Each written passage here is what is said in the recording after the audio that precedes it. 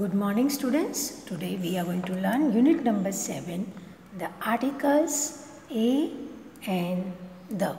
These are the three letters are known as articles. કોઈપણ નામની આગળ આપણે આર્ટિકલ યુઝ કરીએ છીએ તો આ ત્રણમાંથી કોઈ પણ એક યુઝ થાય છે. પણ કયો આર્ટિકલ ક્યારે વપરાય એ આપણે અહીંયા શીખીશું. The article A.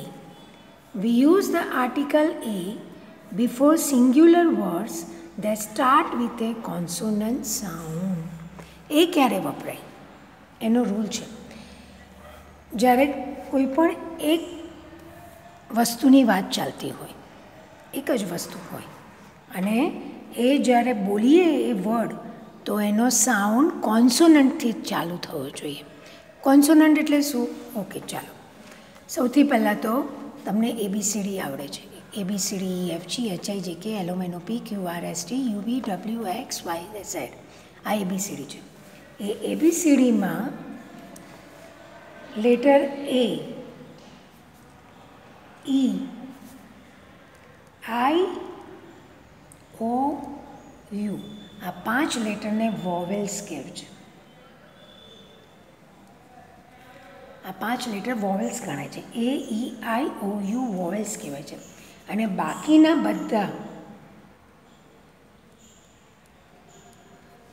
બધા કોન્સોનન્ટ્સ ગણાય છે. એ પછી શું આવશે? B, C, D, F, G, H, J, K, L, M, N, P, Q, R, S, T, V, W, X, Y અને Z આ બધા કોન્સોનન્ટ્સ કહેવાય.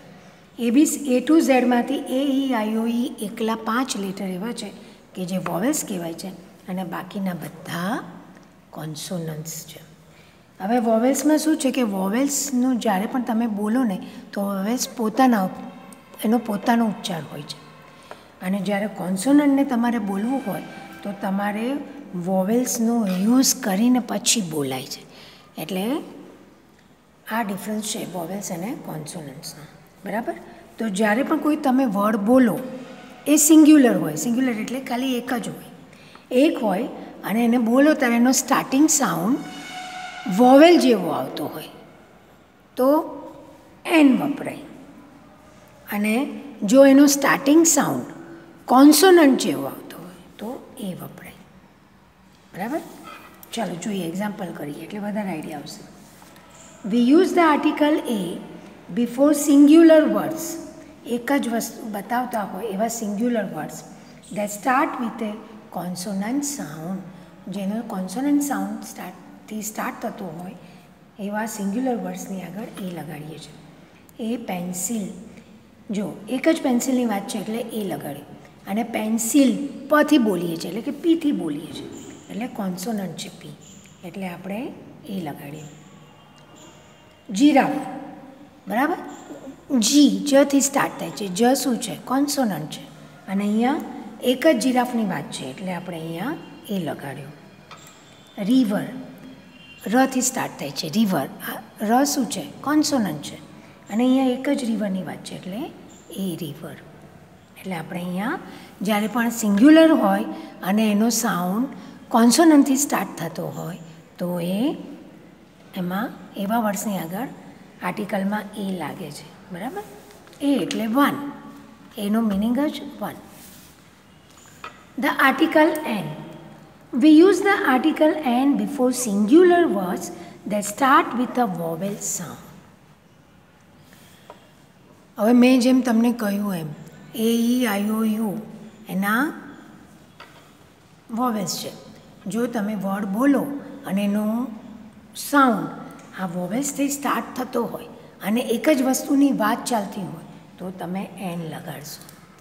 એન એટલે પણ એક જ, એ અને એનનો અર્થ થાય એક, પણ એ કોન્સોનન્ટ સાઉન્ડથી સ્ટાર્ટ થતું હોય એના માટે વપરાય અને એન વોવેલ સાઉન્ડથી સ્ટાર્ટ થતું હોય એના માટે વપરાય. ફોર એક્ઝામ્પલ, એપલ એથી સ્ટાર્ટ થાય છે. જો એપલ એથી સ્ટાર્ટ થાય છે એટલે આપણે એન લગાડ્યું અને એક જ એપલની વાત છે એટલે એન લાગે. ઓરેન્જ ઓથી સ્ટાર્ટ થાય છે. ઓરેન્જ ઓ શું છે? કોન્સોનન્ટ. સોરી, ઓ શું છે? વોવેલ. વોવેલથી સ્ટાર્ટ થાય છે, વોવેલ સાઉન્ડથી સ્ટાર્ટ થાય છે, એટલે આપણે એની આગળ એન લગાડ્યું. બે વસ્તુ હોવી જોઈએ, વસ્તુ એક જ હોવી જોઈએ અને એનો સાઉન્ડ વોવેલથી હોવો જોઈએ, તો એન. એક જ વસ્તુની વાત હોવી જોઈએ અને કોન્સોનન્ટથી સાઉન્ડ ચાલુ થતો હોય તો એ વપરાય. અમ્પાયર અથી સ્ટાર્ટ છે, અમ્પાયર તેની આગળ એન લાગે અને એક જ વસ્તુની વાત છે એટલે એન અમ્પાયર. અહીંયા એક જ માણસની વાત છે, અમ્પાયર એક જ છે એટલે an umpire. Second, we also use the article n before singular words that start with an h that is silent. હવે એવા સ્પેલિંગ કે જેમાં AEIOથી સ્ટાર્ટ ના થતા પણ એચથી થતા હોય, પણ જ્યારે બોલીએ ત્યારે આપણે એચનું પ્રનન્સિએશન નથી કરતા, એટલે કે એચ સાયલેન્ટ હોય, એવા વર્ડ્સની આગળ પણ આપણે એન વાપરીએ છીએ. કેવી રીતે જુઓ? સ્પેલિંગ છે HOUR, અવર, હે ને? આપણે એમ બોલીએ hour, actually it is called hour. H નથી બોલતા, હવર નથી બોલતા, અવર બોલીએ છીએ. અને પ્રોનન્સિએશન અથી સ્ટાર્ટ થાય છે એટલે આપણે એની આગળ એન લગાડ્યું. ભલે ને સ્ટાર્ટ એચથી થતો હોય અને એચ કોન્સોનન્ટ છે છતાં પણ એચની હોવા છતાં પણ આપણે એન વાપરીએ છીએ. કેમ? તો કે એચ છે ખરો પણ બોલાતો નથી, સ્ટાર્ટ તો અથી જ થાય છે, અવર, એટલે એન લગાડ્યું. હવે આ જુઓ, HONEST, ઓને, ચાલુ એચથી થાય છે પણ બોલીશું ઓનેસ્ટ, અથી બોલીએ છીએ. અથી જ્યારે પણ બોલીએ ત્યારે ભલે ને આગળ એચ કોન્સોનન્ટ રહ્યો, લગાડીશું એન. કેમ? તો કે એચ સાયલેન્ટ છે, આપણે એનો અવાજ નથી કરતા. અવાજ આપણે જ્યારે જે સાઉન્ડ કરીએ છીએ બોલવાનું એ ઓથી કરીએ છીએ. ઓનેસ્ટ ઓથી સ્ટાર્ટ થાય છે એટલે આપણે આગળ એન લગાડીએ. બરાબર? તો અહીંયા શું શીખ્યા? સિંગ્યુલર હોય અને કોન્સોનન્ટથી સાઉન્ડ સ્ટાર્ટ થતો હોય તો એ લગાડો. સિંગ્યુલર હોય અને વોવેલથી સાઉન્ડ સ્ટાર્ટ થતો હોય તો એવા વર્ડ્સની આગળ એન લગાડો. અને બીજું, ભલે એચ હોય પણ એચ સાયલેન્ટ હોય, બરાબર, તો એન લગાડીએ છીએ આર્ટિકલમાં. ચલો એક્સરસાઇઝ કરીએ. Write a or an in the blanks. Horse, અહીંયા આપણે ઓર્સ નથી બોલતા, શું બોલીએ છીએ? હોર્સ. એચ બોલીએ છીએ હથી એટલે અહીંયા એ લાગે. યાક, યથી બોલીએ છીએ, એ. અહીંયા જુઓ, ઓનર, હોનર નથી બોલતા, ઓનર, ઓથી બોલીએ છીએ, એચ સાયલેન્ટ થઈ જાય છે એટલે આપણે લગાડીશું એન. અંકલ, અથી સ્ટાર્ટ થાય છે, એન. ઈગલ, ઈથી સ્ટાર્ટ થાય છે, એન. ઓલ્ડ, ઓથી સ્ટાર્ટ થાય છે, એન. ઈગલુ, ઈથી સ્ટાર્ટ થાય છે, એન. ઓક્સ, ઓથી ચાલુ થાય છે, એન. આ બધા વોવેલ્સ છે એટલે આપણે એન લગાડ્યું. માઉસ, એમ, મ શું છે? કોન્સોનન્ટ છે એટલે એ. ઓપન, ઓથી સ્ટાર્ટ થયું એટલે એન. ચાઇલ્ડ, ચથી સ્ટાર્ટ થાય છે, કોન્સોનન્ટ છે એટલે એ. આઈલેન્ડ, આઈથી સ્ટાર્ટ થાય છે એટલે એન. અવર ગ્લાસ, હવર ગ્લાસ નથી બોલતા, અવર ગ્લાસ બોલીએ છીએ, ઓથી સ્ટાર્ટ થાય છે એટલે એન. એન્જિન, એથી સ્ટાર્ટ થાય છે, એન. ઇન્ડિયન, ઈથી સ્ટાર્ટ થાય છે, એન. બેન્ચ, બથી સ્ટાર્ટ થાય છે, એ. એટલે જ્યાં જ્યાં સાઉન્ડ કોન્સોનન્ટથી ચાલુ થાય અને એક વસ્તુની વાત હોય તો એ લગાડવાનું, અને જ્યાં જ્યાં સાઉન્ડ વોવેલ્સથી સ્ટાર્ટ થાય, કયા છે વોવેલ્સ? AEIOU, એનાથી ચાલુ થાય તો, અને એક જ વસ્તુની વાત હોય તો એન વાપરવાનું. હવે જોઈએ કે ધ ક્યાં વાપરવાનું. ધ પણ આર્ટિકલ છે.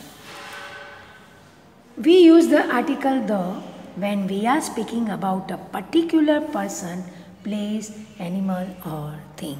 જ્યારે તમે વાત કરતા હોય તો તમે કોઈ ચોક્કસ માણસ કે ચોક્કસ વસ્તુ કે ચોક્કસ જગ્યા કે ચોક્કસ એનિમલની વાત કરતા હોય તો ત્યાં ધ લાગે. હવે જો તમે આપણી સ્કૂલની વાત કરતા હોય તો એક્સેલન્ટની જ વાત કરો છો એટલે આપણે આ એક્સેલન્ટની આગળ ધ લાગે. The excellent English medium school particular time. The broken window, કઈ વિન્ડો તો જે તૂટી ગઈ છે એટલે ધ. કન્ટ્રી આઈ વિઝિટેડ, કઈ કન્ટ્રી તો જેને મેં વિઝિટ કરી તો the country. Story of the rabbits, કઈ સ્ટોરી તો કે રેબિટની સ્ટોરી. તો જ્યાં ખબર છે કે આપણે આની જ વાત કરીએ છીએ એટલે કે પર્ટિક્યુલર વસ્તુની કે માણસની વાત કરીએ છીએ તો ત્યાં ધ લાગે. બીજો રૂલ છે ધ ક્યાં વપરાય. We use the article a or an when we speak about something for the first time.